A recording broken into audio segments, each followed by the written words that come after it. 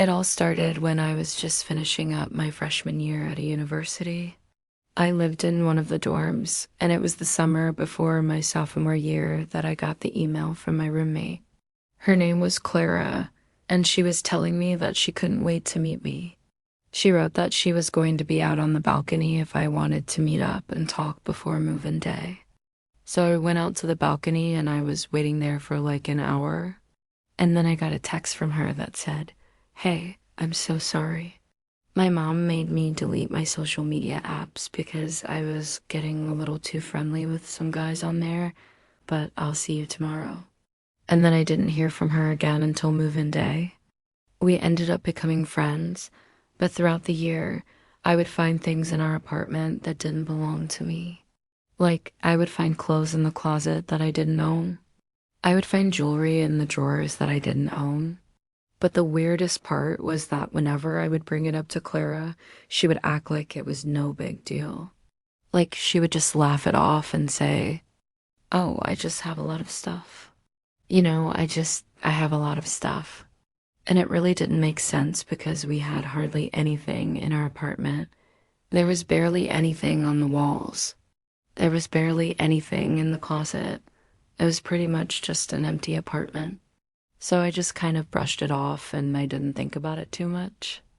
But then towards the end of the year, I started having these really vivid dreams about a girl that I didn't know. She would always be standing in the corner of my room watching me, and she would have these really long, sharp nails, and they would always be digging into my skin. And I would try to scream out for help, but no sound would come out of my mouth. Then, of course, summer break came around and I went home. And I didn't think about those dreams until I got the email from Clara. Subject line, "Can't wait to see you." And the email read, "Hey, I can't wait for you to come back. We're gonna have so much fun this year. Oh, and by the way, the girl that you were dreaming about, that was me. I died last year, but don't worry, I'm still gonna be your roommate. I'm gonna be the one in the corner of your room with the long nails. Can't wait to see you. Love, Clara." Well, I was obviously freaked out, but I thought that maybe she was just trying to be funny. So I just kind of ignored the email and I didn't think about it until I got to campus.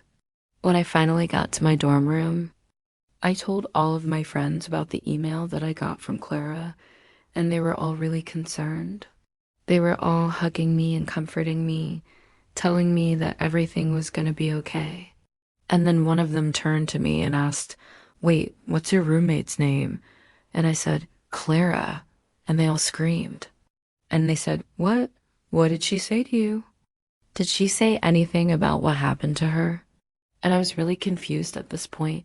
So I said, "No, why? What happened to her?" And they all looked at me sadly and they said, You don't remember?" And they all left after that. And then I went to my room and I opened up the door and there was no bed. There was no bed there, just like Clara had described.